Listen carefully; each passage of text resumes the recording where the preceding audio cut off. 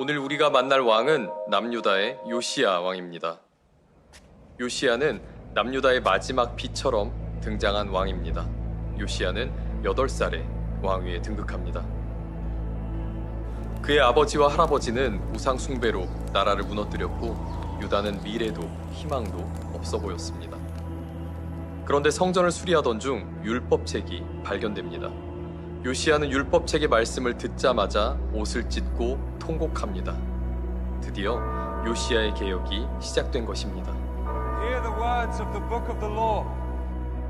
그는 하나님의 뜻을 묻고 언약을 새롭게 맺고 우상을 제거하고 유월절을 회복합니다.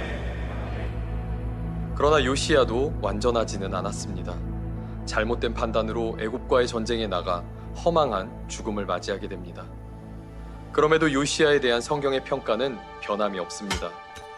요시야와 같이 마음과 뜻과 힘을 다해 여호와께로 돌이킨 왕은 없었더라. 요시야의 이야기는 오늘 우리에게 이렇게 묻습니다. 하나님의 말씀은 나를 바꾸고 있습니까? 그리고 하나님의 말씀 때문에 나는 세상을 바꾸고 있습니까? 이제 설교를 통해 하나님의 말씀이 우리와 세상을 어떻게 개혁할지 기대하며 함께 들어보겠습니다.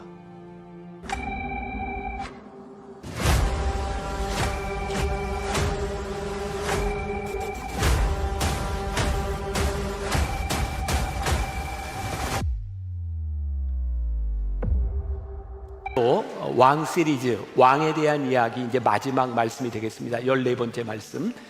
그리고 다음 주에는 이 모든 것들을 제가 이제 결론적으로 성숙이냐 아니면 성공이냐 이런 제목으로 우리의 인생을 한번 돌아보는 그런 말씀을 나누게 될 거고요. 왕들의 이야기로는 오늘 14번째로 마감을 하게 됩니다. 우리들이 몇 주째 계속 남유다 왕들에 대한 이야기를 나누고 있죠. 남유다의 첫 번째 왕이 누구였죠? 남유다? 르호보암. 그리고 르호보암을 비롯해서 아사, 여호사밧, 요아스, 히스기야, 그리고 지난주에 므낫세의 이야기까지 우리들이 함께 나눴습니다. 오늘 말씀의 제목은 개혁입니다. 개혁. 좌로나 우로나 치우치지 않는 것. 오늘 말씀의 주인공은 요시야 왕입니다. 여러분들이 또 많이 들어보셨을 것 같아요. 오늘은 제가 이 개혁에 대한 이야기를 하는데 제가 흥분하지 말아야 되겠다. 개혁 얘기하다가 조금 앉아서 제가 차분히 설교를 좀 하려고 합니다. 흥분하지 않도록. 이 중에도 여러분들이 그런 분들이 있을 것 같은데 제가 어떻게 보면 지금 영혼의 감기를 좀 앓고 있어요. 제가 좀 디프레션이 좀 심하게 온 것 같고 몸에 좀 힘이 없습니다. 그래서 앉는 게 조금 더 안전할 것 같고, 그리고 여기 연주하는 사람들은 제가 설교 끝까지 잘할 수 있도록 중보기도 하고, 중간에 문제가 생기면 누구 책임이다? 여기 책임이다. 응? 자, 오늘 말씀을 시작하면서 개혁, 좌로나 우로나 치우치지 말라.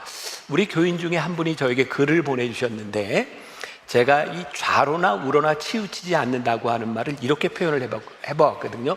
시종여일한 것이다. 변함이 없는 것이다. 어떤 분이 글을 좀 보내주셨어요. 제가 좀 읽어드릴게요. 최인호 작가의 이야기입니다. 글이란 특별한 것이 아니라 내 삶의 한 자락이며 매일 겪는 일상을 정직하게 표현하는 것. 작가는 숨을 쉬듯 일상을 글로 표현해야 하는 존재. 그래서 이 고 최인호 작가는 일상문학이라는 말을 했습니다.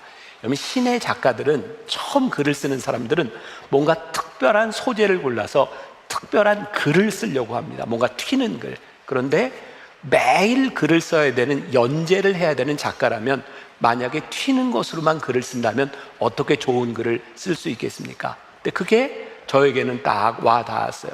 만일 제가 설교를 하는데 외부에 나가서 한두 번 제가 준비가 잘 된 설교를 할 수 있다면 얼마든지 할 수 있는 일이겠지만, 제가 매주 똑같이 늘 말씀을 준비하고 이렇게 해야 되는 설교가가 돼야 된다면 어떻게 시종여일하게 이 말씀을 묵상하며 살아갈까? 이게 저에게 가장 큰 숙제가 될 것 같아요. 만일 여러분들이 신앙생활을 하는데 한두 주 반짝하는 신앙생활으로 끝날 수 있다면 참 좋겠지만, 여러분들이 평생 말씀을 가슴에 안고 시종여일하게 살아가야 되는 사람들이라면 오늘 그 말씀이 좌로나 우로나 치우치지 않도록 어떻게 이 말씀을 우리들이 시종여일하게 붙들 수 있는가, 이게 우리들에게 가장 중요한 것이 되지 않을까. 그래서 오늘 저는 개혁이라고 하는 것, 우리들의 삶의 개혁이라고 하는 것을 어떻게 표현해 보았냐면 좌로나 우로나 치우치지 아니하고 어떻게 시종여일할 수 있는가, 이런 주제를 가지고 오늘 말씀을 함께 나누어 보겠습니다. 요시야는 8살 때 왕이 되었습니다. 얼마나 힘들었을까요? 8살에 뭘 안다고. 근데 요시야가 31년 동안 유다를 다스리게 되죠. 근데 성경은 이 요시야 왕에 대하여 아주 긍정적으로 소개를 하고 있어요. 오늘 우리가 읽은 본문 말씀 가운데 25절 요시야를 어떻게 소개하고 있는지 같이 한번 봅니다. 자, 시작. 요시야와 같이 마음을 다하며 뜻을 다하며 힘을 다하여 모세의 모든 율법을 따라 여호와께 돌이킨 왕은 요시야 전에도 없었고 후에도 그와 같은 자가 없었더라. 그럼 지금까지 우리들이 왕들에 대한 이야기를 나누면서 이런 칭찬을 받아본 사람을 보셨나요? 못 봤다 그러세요. 못 봤죠? 네, 못 봤어요. 야, 요시야 전에도 없었고 후에도 없었고 이런 왕이 없었더라. 어떻게 이런 칭찬을 받을 수 있었을까? 성경은 이 요시야에 대해서 뭐라고 이야기하냐면 요시야는 정직한 사람이었다. 자, 열왕기하 22장 2절, 오늘 본문 중에 하나죠. 요시야가 여호와 보시기에 어떻게 해요? 정직히 행하여 그의 조상 다윗의 모든 길로 행하고 좌로나 우로나 치우치지 아니하였더라. 정직했다. 문제는 정직이 무엇이 정직이냐는 거예요. 여러분, 우리는 주변에서 그런 소리를 좀 종종 듣죠. 나 정직한 사람인데, 나 솔직히 말해서 이런 사람들 얘기를 들으면 신뢰가 가요? 아니면 고개가 좀 갸우뚱거려져요?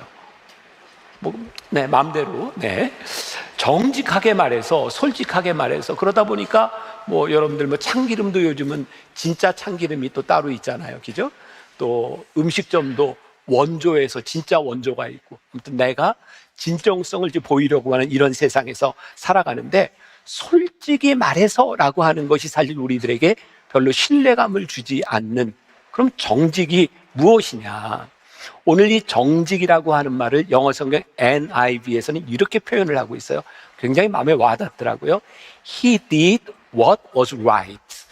그가 행한 일이 뭐예요? 옳은 일을 행했는데 in the eyes of the Lord. 주님의 눈앞에서 옳은 일을 행했다. 성경은 정직을 이렇게 정의하고 있어요. 하나님의 눈앞에서 옳은 일을 행하는 것이 정직이다. 우리 눈에 옳은 대로 행하는 것이 정직이 아니라, 내가 정직하게 말해서, 솔직히 말해서 내 기준이 아니라 누구의 눈앞에서? 하나님의 눈앞에서 옳은 일을 행하는 것이 정직이다. 하나님의 눈앞에서 옳은 일. 그래서 오늘 우리는 이런 신앙적인 물음을 우리들이 물을 필요가 있어요. 하나님, 우리는 하나님 앞에서 어떻게 살아갑니까? 오늘 우리가 모두 물어야 될 질문이에요. 제가 오늘 이 자리에 있어서 물어야 될 질문, 하나님, 저는 오늘 하나님 앞에서 어떤 일을 행하고 있습니까? 여러분들이 오늘 이 예배의 자리에서 하나님 앞에서 이 물음을 묻지 않는다면 오늘 우리의 이 예배는 그냥 우리들의 삶의 한 형식에 끝나고 말지도 몰라요. 우리는 지난 몇십 년 동안 나라에서 큰 사고들을 많이 경험했습니다. 사고가 날 때마다 우리는 진실의 여부, 팩트라는 것을 가지고 많은 논쟁이 있었던 것을 보게 되죠. 똑같은 사실을 보고 왜 이렇게 팩트가 다를까? 진실이 다를까? 여러분들은 그런 고민을 한번 안 해보세요? 참 신기하더라고요. 무슨 사건이 터지면 이것이 진실이다, 이것이 진실이다 라고 이야기를 하는데 그 진실이 너무 상반되기도 하고, 사람들은 어떤 걸 진실로 믿냐면 내가 듣고 싶고 내가 보고 싶은 것을 진실이라고 여길 때가 많이 있어요.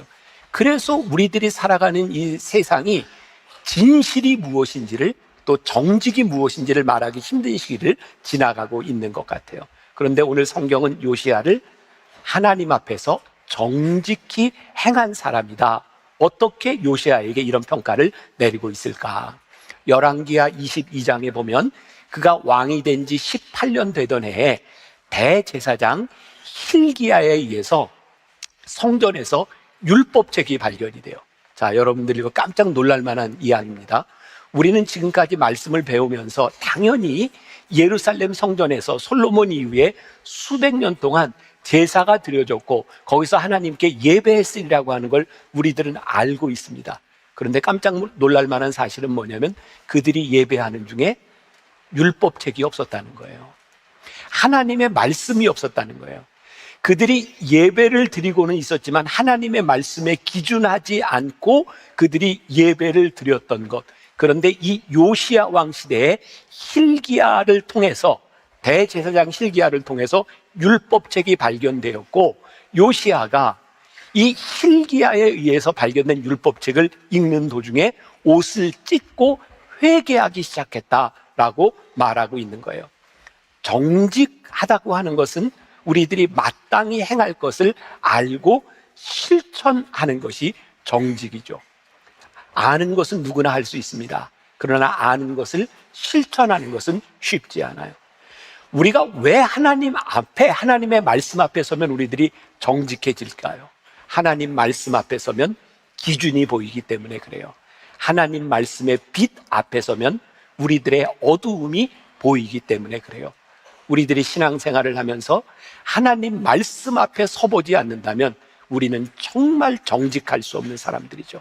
우리는 신앙생활을 하면서 우리는 내 마음대로 얼마든지 신앙생활을 할 수 있는 사람들이에요.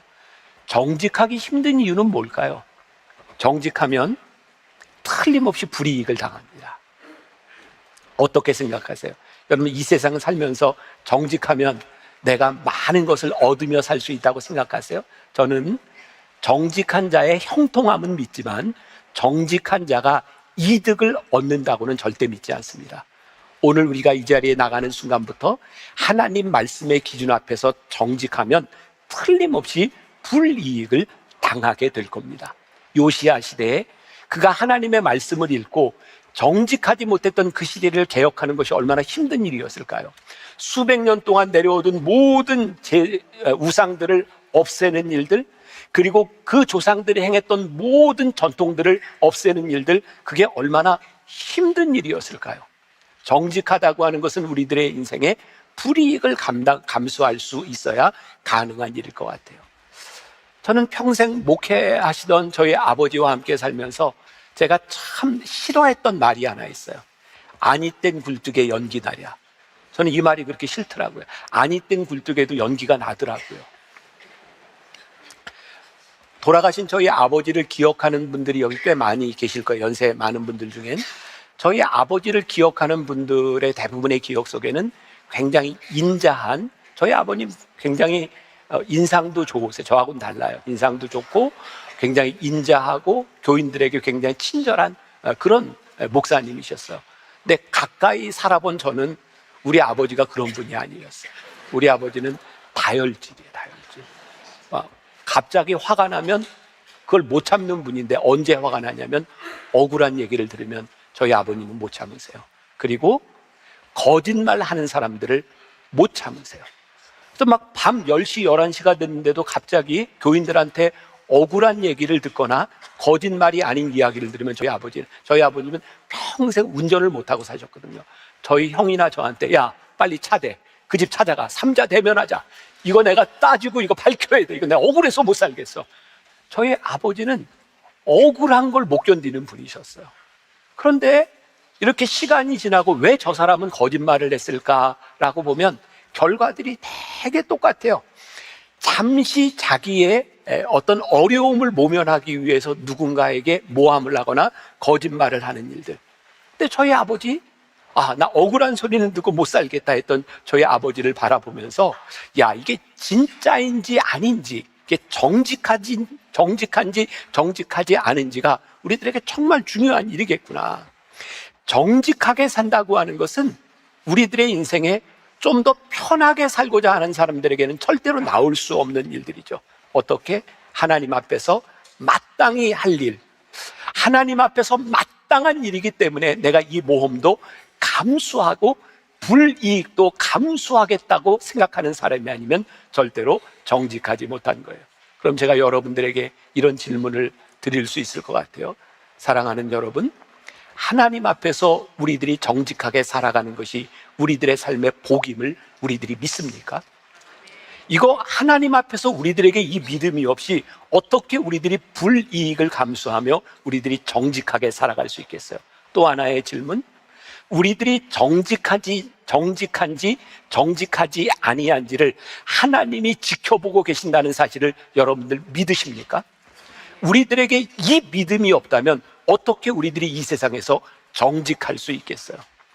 하나님의 말씀 앞에 서야 우리들이 정직할 수 있는 것. 이번 한 주간 제가 늘 그렇듯이 말씀을 준비하고 이렇게 말씀을 묵상하며 살다 보니까 이 말씀이 제 머릿속에 계속 남아있는 거죠. 제가 어제 토요 예배 때도 제가 좀 창피하고 조금은 이제 더러운 얘기인데 고백을 좀 했는데 이 시간에도 할까요 말까요? 네. 죄송해요. 조금 더러운 얘기예요. 제가 요즘 이제 몸도 조금 힘들지만 이제 기침도 하고 해서 이제 기침하면 이제 가래도 나오고 다 그렇잖아요. 기침하면 가래도 나오고 하는데 늘 이렇게 휴지를 이렇게 가지고 준비가 돼 있는 상태가 아니라 제가 이제 길을 걷다가 이렇게 기침을 하고 이제 가래가 나왔는데 다행히 저렇게 이제 흙바닥 이제 도로 뒤로 이렇게 흙들도 있고 이제 나무도 있고 해서 제가 이제 거기다 이제 침을 뱉었어요. 조금만 참으세요. 근데 침을 뱉었는데 이게 저 흙 속으로 들어갔어야 되는데 힘이 없어가지고 도로에 있는데 떨어진 거예요. 그러니까 제가 봐도 이게 지금 더러운 거예요. 근데 거기서 제가 아무것도 없는데 지금 이렇게 치울 수도 없는 상황이고. 근데 그때 갑자기 어떤 생각이 드냐면, 야, 누가 이걸 보고 제가 이렇게 침 뱉고 떨어진 걸 보고, 아니, 뭐 할아버지라 그럴지 아저씨라 그럴지 아저씨가 뱉은 거죠? 라고 말을 하면 나는 어떻게 반응을 할까? 아니에요. 이렇게 할까? 저 맞아요. 이렇게 할까? 전 굉장히 실존적인 고민이었어요, 그때. 근데 그때 제가 이 말씀이 이렇게 생각나더라고요. 정직해라. 그때 제가 누군가 만일 이 시간에 나한테 묻는다면 죄송합니다. 제가 잘못했네요. 라고 말할 것 같다. 아무것도 아닌 일 같은데 제가 이 말씀을 묵상하고 지나갔던 그 한 주간 하나님 앞에서 누군가 나에게 묻는다면 나는 하나님 앞에서 대답할 수밖에 없어. 우리가 정직하지 못한 이유 가운데 하나는 하나님의 말씀 앞에 우리들이 서보지 않기 때문에 우리들이 거짓말을 하고도 내가 거짓말한 것을 진심으로 믿는 헌증을 하면서도 우리들이 정직하지 못한 이유가 하나님 앞에 서지 못하는 이유가 아니겠는가? 언제부터인가? 우리 사회, 우리가 살아가는 이 땅의 가치가 정직이 아닌 것 같아요. 이 사회에 부정직한 일들이 너무나 많이 넘쳐나고 있어요. 왜 이런 일들이 점점 넘쳐날까요? 정직하면 손해를 보니까. 정직하면 이 세상에서 제대로 살 수 없다고 생각하니까. 하나님 앞에서 우리들이 살아가는 것이 믿음이고 신앙이고 우리들의 삶이라는 것을 잃어버리고 나니까 이 땅 위에서 정직한 것이 너무 힘들어져 버리는 거예요. 요시야가 행한 일, 그는 하나님 앞에서 정직하게 행할 때 어떤 일을 행했는가? 마땅한 일을 행했다. 열왕기하 23장 21절부터 23절 보세요. 우리가 조금 아까 읽었던 말씀인데 같이 한 목소리로 보겠습니다. 자, 시작. 왕이 뭇 백성에게 명령하여 이르되 이 언약책에 기록된 대로 너희의 하나님 여호와를 위하여 유월절을 지키라 하매 사사가 이스라엘을 다스리던 시대부터 이스라엘 여러 왕의 시대와 유다 여러 왕의 시대에 이렇게 유월절을 지킨 일이 없었더니 요시야 왕 18째 해에 예루살렘에서 여호와 앞에 이 유월절을 지켰더라. 자, 우리가 또 하나의 사실을 발견하게 돼요. 율법책을 발견하기 전에 이 성전에 율법이 읽혀지지 않았다라고 하는 것과 더불어서 우리 지금 이게 상상이 돼요? 늘 제사를 드려서 예루살렘 성전에서 유월절이 지켜지지 않았다는 거예요. 사람들이 유월절을 지키지 않고 그냥 예배를 드렸다는 거예요. 흥미롭죠? 하나님을 예배한다고 하는데 그들이 왜 하나님을 예배하는지, 하나님께서 그들을 어떻게 출애굽시키셔서 지금 이 땅까지 인도하여 들이셨는지를 다 잊어버리고 그냥 예배를 드렸다는 거예요. 저는 유월절을 지키게 되었다고 하는 것을 어떤 의미로 묵상해 보았냐면, 이들이 율법책을 발견하고 유월절을 지키게 되면서부터 이들의 믿음의 중심을 잡게 되었구나. 오늘 또 여러분들에게 그런 질문을 또 하나 던질 수 있을 것 같아요. 여러분들의 신앙생활 가운데 여러분들의 믿음의 중심이 분명히 잡혀져 있습니까? 아니면 우리는 자의적으로 내 마음대로 상황을 해석하며 살아가고 있습니까? 이 물음도 여러분들에게 굉장히 중요한 물음일 것 같아요. 지난 주간에 국민일보 기자가 저한테 전화를 했어요.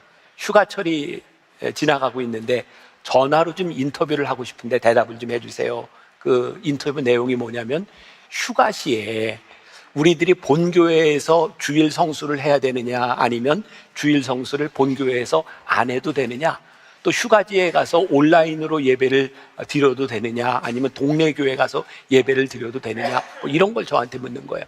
그래서 제가 정직하게 대답하면 제가 대답하는 것 때문에 싫어할 목사님과 교인들도 많을 것 같은데 정직하게 대답해도 될까요? 했더니 대답을 해보래요. 그래서 제가 일단은 여러분들 기분 좋게, 저는 이 휴가의 문제에 대해서, 주일 성수 문제에 대해서 일단 목사님들이 정직하지 못하다, 저는 먼저 이렇게 이야기를 했어요. 언젠가도 한번 그런 얘기를 한 것 같은데, 아니 목사님들도 뭐 안식월, 안식년 맞아서 해외에도 나가고 또 선교지에 가서 예배도 드리고 하면서 왜 교인들한테만 본교회에서 예배를 드리라 그래? 이거 뭔가 좀 잘못된 거 아니에요? 그렇다 그러세요. 네. 제가 볼 땐, 아니 우리가 예배를 드린다고 하는 것이 건물이 교회가 아니라 신령과 진정으로 예배를 드리는 것이라고 한다면, 사실 어디에서 예배를 드리든 하나님은 그 예배를 다 받으신다. 저는 이 사실에 대해서는 이제 이의가 없습니다. 그러나 우리들이 어디에 가서 예배를 드릴까를 결정하는 것은 우리의 몫인데, 그 결정하는 것이 내 편인을 위한 것이냐, 신앙적인 결단이냐라고 하는 것은 누가 기준을 줄 수 있는 것이 아니라 자기 자신이 알아요. 휴가지에 갔다고 한번 생각해 봅시다. 요즘은 콘도에 가면 뭐 미사, 예배 뭐 다 있어요. 드릴 수 있도록. 그런데 어떤 사람들은 그래도 나는 온라인으로 우리 교회 예배를 드려야지라고 온라인 예배를 드리는 사람도 있을 거고, 어떤 사람은 그래도 여기까지 왔는데 작은 교회 찾아가서 내가 예배를 드려야지, 그리고 교회를 찾아가는 사람도 있을 거예요. 그런데 교회를 찾아가는 행위, 또 온라인으로 예배를 드리는 그 일들이, 나는 만나교회 교인이기 때문에 만나교회 예배를 온라인으로 드리는 게 신령과 진정이라고 믿어라고 온라인 예배를 드린다면 오케이. 그런데 거기에서 조금 나가는 게 귀찮아서 그냥 소파에 누워서 예배를 드리려고 온라인 예배를 드리고 있다면 그 하나님 앞에 정직하지 않은 거죠. 결국 어디에 있어요? 믿음의 중심이 어디에 있느냐에 대한 문제이고, 우리들이 하나님 앞에 유월절을 지키고 예배를 드리고 말씀 앞에 중심에 선다고 하는, 하나님 앞에 정직하게 서지 않는다면 우리의 행동들은 정직하기가 참 힘든 일들이죠. 우리의 인생의 어려운 시기를 지나갈 때 이러한 상황 가운데서 우리들이 어떻게 우리의 믿음을 지킬 수 있을까? 믿음의 중심이 바로 서지 않으면 여러분들의 인생의 위기를 만날 때 그 믿음이 여러분들을 붙잡아 줄 수 있겠는가? 몇 년 전입니다. 제가 기사를 통해 보았던 이야기예요. 미국의 큰 토네이도가 지나가게 되어 한 마을에 여러 사람이 죽었습니다. 그런데 교인들이 많이 죽었고, 그 교회 목사님 딸도 세상을 떠났어요. 그 주일 목사님이 설교를 하는데 교인들이, 저 목사님이 딸을 잃고 교인들을 잃은 이 상황 가운데서 어떤 설교를 할까? 그 기사의 내용이에요. 목사님이 그 토네이도가 지나간 그 부활절 설교에 이런 이야기를 합니다. 그때는 우리가 믿음을 지키는 것이 아니라 믿음이 우리를 지켜주는 겁니다. 제가 조금 설명을 할까요? 우리는 다 잃어버린 어려운 상황 가운데서 믿음을 지켜야 된다고 생각하는데, 아니요. 이 어려운 때를 지나갈 때는 믿음이 우리를 지켜줘야 되는 겁니다. 그런데 우리들에게 믿음의 중심이 없으면 우리가 어려운 때를 지나갈 때 어떻게 그 믿음이 우리를 지켜주겠습니까? 하나님의 말씀이 우리 가운데 살아있고 6월절이 회복되어 그 예배를 드리기 시작할 때 그들의 믿음의 중심이 바로 서게 될 때에 그 믿음이 그들을 붙잡아 주는 거예요. 제가 조금 있다가 이 이야기를 더 좀 하게 될 거예요. 요시야의 개혁은 철저하게 율법을 읽음으로, 율법을 발견함으로 인하여 말씀으로 일어난 일이다. 요시야의 개혁은 어찌 보면 16세기 유럽에서 일어났던 종교 개혁과도 유사하다는 생각을 해요. 요시야의 시대 예루살렘 성전이 여전히 있었고 여전히 제사를 드리고 있었지만 하나님의 말씀이 없을 때에 우상 숭배가 난무했던 것처럼 16세기 유럽을 보세요. 종교개혁이 일어나기 전에 그 커다란 성당들, 그 안에서 면죄부를 팔고, 여러분들 아세요? 모든 마을마다 성당마다 성인 세인트가 있어서 그 성당에서는 그 세인트를 기념하고 그 성자의 날에 기도하고, 정말 놀랍죠? 성전을 지어놓고 하나님의 말씀으로 살아가는 것이 아니라 거기에 성인을 세워놓고 기도하는 사람들. 말씀이 없는 교회가 얼마나 타락할 수 있는지를 우리는 중세교회를 통해 보았어요. 하나님의 자리를 대신하는 사람들로 채워진 교회에 얼마나 많은 우상들이 난무할 수 있다고 하는 것을 우리들은 보았어요. 하나님을 대신하려고 하는 우상들, 여전히 예루살렘이 건재하고 여전히 제사를 드리고 있지만 유월절도 없고 하나님의 말씀도 없었던 그들. 여러분들 요즘 교회를 바라보며, 여러분들 우리 교회를 바라보며, 저를 바라보며, 여러분들을 바라보며 우리들이 무엇을 보아야 돼요? 하나님, 우리 안에 말씀이 살아있습니까? 오늘 예배를 드리는 여러분들 가운데 제가 여기에 담임 목사로 서 있는데 제가 어떠한 모습으로든 하나님을 대신하려고 하는 모습이 저에게 찾아온다면 그건 뭐예요? 우상숭배가 되는 거예요. 여러분들이 하나님의 말씀 앞에서 무엇이 하나님을 대신하는지를 구분할 수 있어야 되는 거예요. 요즘 우리들 주변에 이단, 사이비, 우리들 너무 쉽게 간과하는 것들이 있잖아요. 성경에 어디에서 하나님께서 약한 자들의 병을 고쳐주시고 환자들을 위해 기도할 때 돈을 가져와서 기도하라는 데가 있어요. 근데 우리들 주변에 그런 데가 얼마나 많아요? 돈을 가져와야 기도를 해줘요? 돈을 가져와야 안수기도를 하겠다고 해요? 하나님을 대신하는, 하나님의 권력을 대신하려고 하는 수없이 많은 것들을 우리들이 바라보면서 하나님의 말씀 앞에 우리를 비추어 보지 않는다면 우리의 신앙의 옳고 그름, 레디컬한 우리의 신앙들이 언제 사라질지 모르는 세상에서 우리들이 살아가고 있는 거죠. 율법을 알고 나니, 하나님의 말씀이 우리들의 삶의 기준이 되고 나니 청직할 수 있는 거예요. 이미 벌써 오래된 이야기가 되었죠. 세월호 2014년, 벌써 12년이 지났어요. 그때 기억나세요? 우리들이 진짜 마음 아파야 했던 것은 생때 같은 우리 자식들이 죽은 일이잖아요. 근데 이 사회를 힘들게 하고 아프게 했던 것은 아픔을 당한 사람들의 이야기가 아니라 그 사고를 놓고 수없이 많은 이야기들이 오고 간 일이었어요. 다 어떤 이야기든지 나올 때마다 이렇게 얘기하지 않던가요? 이건 진실인데요. 이건 진실인데요. 제가 신문에 그런 글을 기고를 했던 기억이 납니다. 진실은 없다. 저는 그때 사람들이 얼마나 자기가 보고 싶은 것과 자기가 듣고 싶은 것들만 들으며 온갖 괴담이 난무했는지를 우리는 경험했어요. 이번에도 저는 진짜 이번 선거를 지나면서 우리 선거관리위원회인가요? 그동안 거짓말이라고 생각하고 믿지 못했던 그런 많은 일들이 이게 선거 부정이 됐든 관리 부실이 됐든 그렇게 거짓말하고 지나갔던 일들이 우리 사회 안에 있었구나. 이게 이 선거관리위원회뿐만 일일까요? 우리 안에 수없이 많은 거짓된 일들이 지나가고 있는데 이 불의한 일들에 대하여 우리는 내가 믿고 싶은 것만 믿으며 그것을 팩트라고 생각하는 이 사회가 정직을 잃어버리고 만 거예요. 예수님께서요 굉장히 어려움을 당한 일이 있으셨어요. 바리새인들과 사두개인들, 제사장들이 가늠하다 현장에서 붙잡혔던 여인을 데리고 와서 예수님께 이렇게 말해요. 예수님, 어떻게 할까요? 예수님을 곤란하게 하라고. 돌로 치라고 하면 예수님의 사랑이 없어지는 거고, 모세의 율법 용서하라고 하면 모세의 율법을 지키지 않는 거고, 죽이라고 해도 모세의 율법을 지키라고 해도 문제가 되는 상황 가운데서 예수님께서 뭐라고 말씀하세요? 너희 중에 죄 없는 자가 먼저 돌로 쳐라. 사람들이 돌을 놓고 도망가기 시작하죠. 이 물음이 무슨 물음이었을까요? 너희 중에 정의로운 자가 있느냐? 너희들이 하나님 앞에 죄 짓지 않은 자가 있느냐? 사람들은요, 내가 짓지 않은 죄에 대해서 자신이 있어요. 나는 간음하지 않았어. 그래서 간음한 여인에 대하여 돌을 들어요.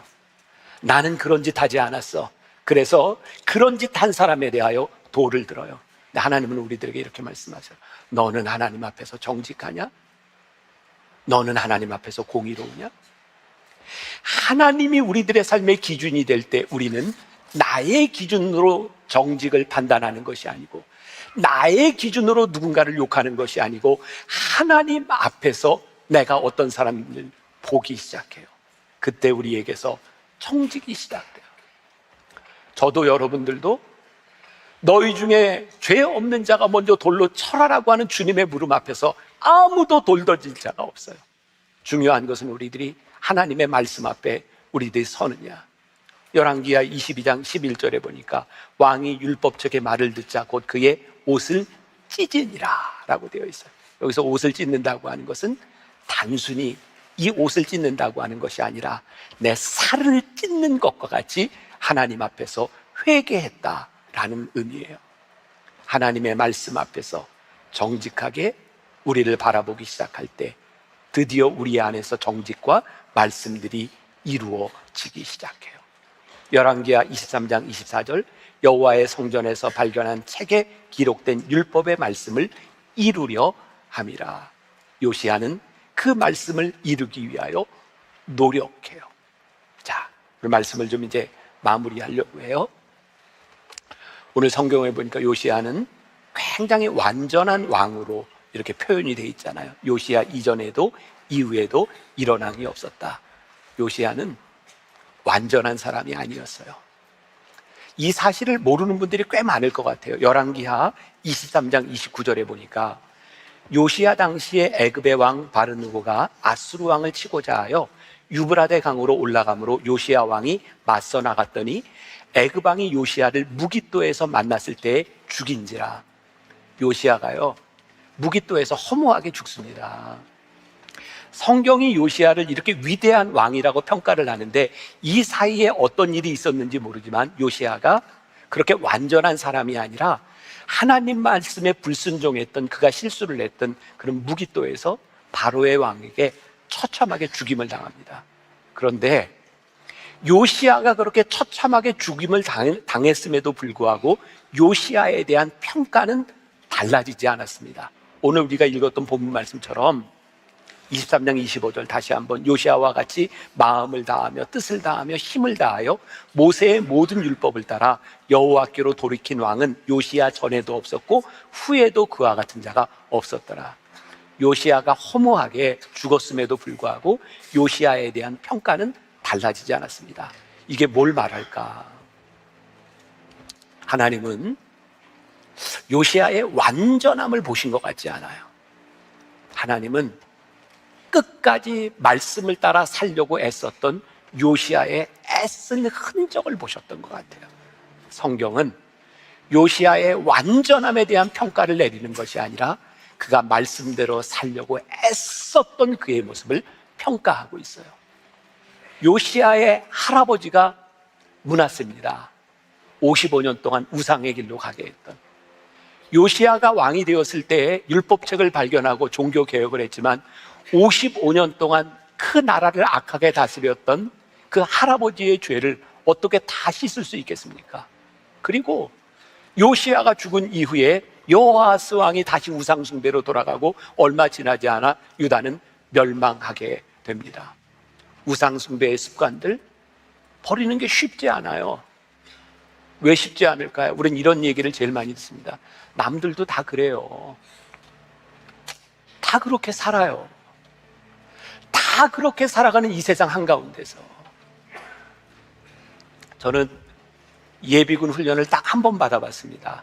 미국 유학을 가는 바람에 유학 가기 전에 예비군 훈련을 딱 한 번 받았는데 제가 예비군 훈련 받던 때를 잊지를 못해요. 다 장교 출신들이 내무반에서 같이 이렇게 훈련을 받는데 다 번듯한 직장을 다니고 저는 목사고 예비군복을 입고 와서 예비군 훈련을 받아요. 근데 예비군 훈련을 받는 3일 동안 제가 깨달은 게 뭔지 아세요? 저 예비군복을 입혀놨더니 사람이 아니더라고요. 전 진짜 놀랐어요.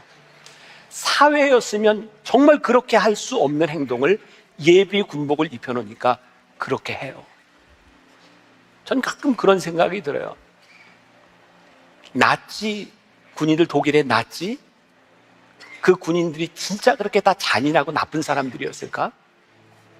그들에게 제복을 입혀놓지 않았더라면, 그들이 입는 일상의 옷을 입혀놨더라면 그들이 그렇게 잔인한 사람이었을까? 그럼 오늘 우리들의 문제가 뭔지 아세요? 다 그렇게 산다는 거예요. 근데 오늘 하나님께서 우리들에게 말씀하시는 게 뭐예요? 다 그렇게 살아도 너는 말씀 앞에 서라.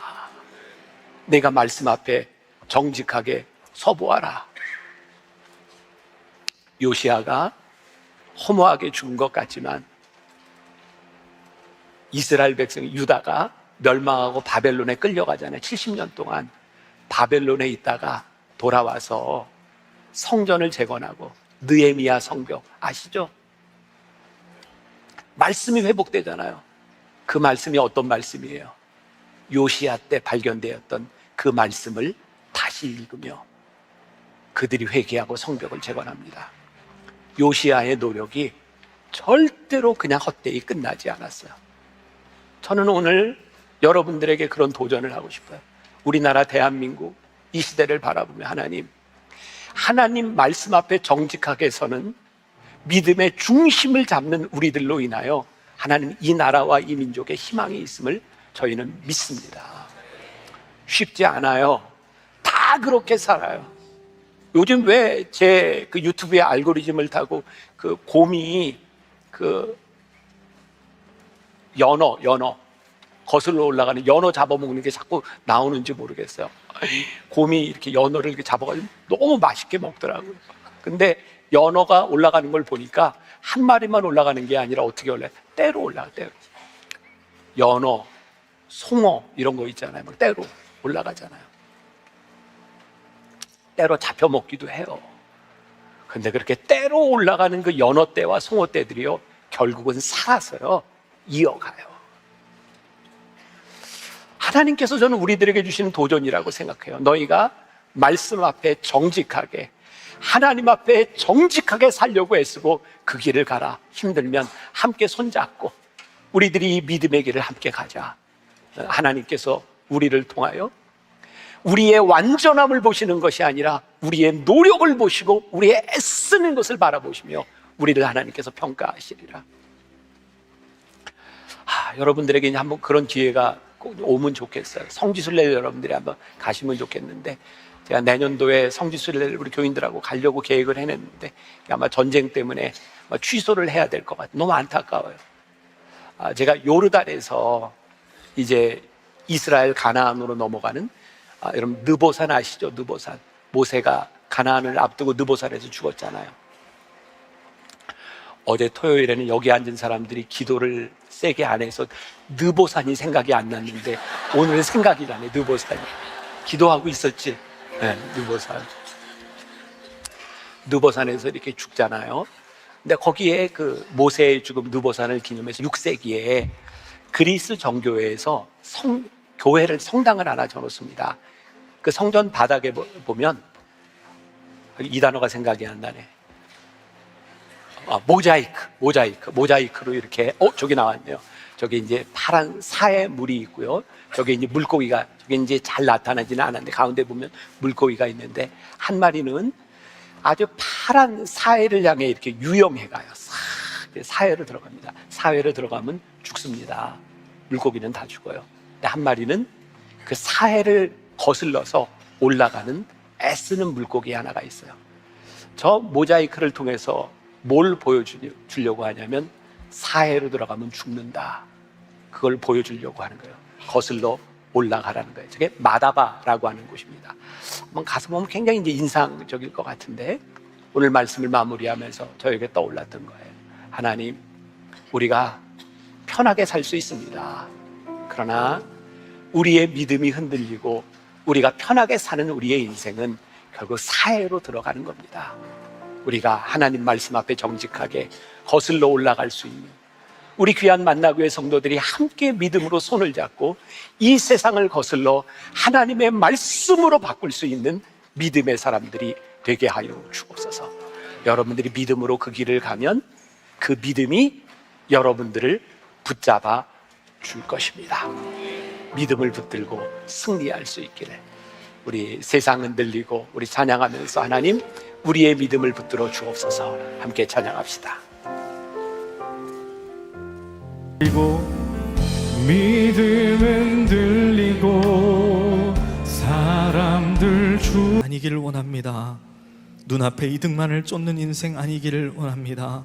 하나님이 주신 말씀을 기준으로 삼아 흔들리지 않는 삶이 되게 하여 주시고 어느 날 어느 때인가부터 우리가 말씀을 듣고 그대로 살아보려는 애씀과 몸부림을 잃어버렸다는 것을 보게 됩니다.